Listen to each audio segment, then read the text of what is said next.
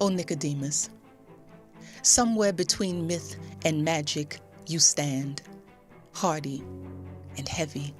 The Kansas town of Nicodemus, the last remaining community settled by free blacks west of the Mississippi River. These were determined people that decided that they were going to come to a place that they knew nothing about and make something of themselves. Lucretia Horn is a sixth-generation descendant of an original settler of Nicodemus. Her great-great-great-grandfather, Tom Johnson, arrived in town in 1877. He was an ex-slave on Vice President Richard M. Johnson's plantation there in Kentucky.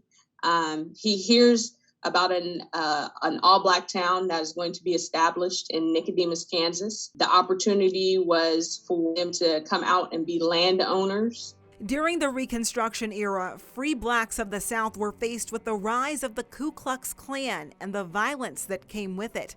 Add to that economic hardship, the passage of Jim Crow laws. Many wanted to get away, and the north-central Kansas town of Nicodemus seemed to offer reprieve from the oppressive world they knew.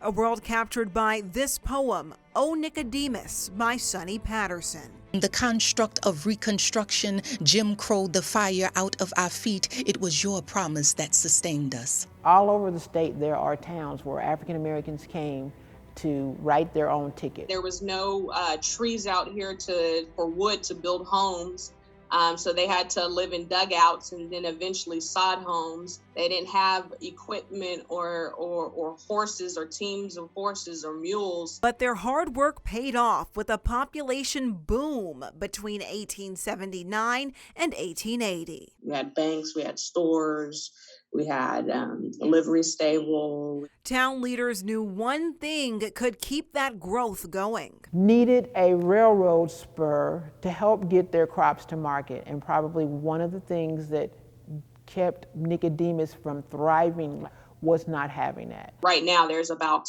21 people that live here in Nicodemus. But the town is more than just its population. It's a national historic landmark, a place where people from all over the world visit.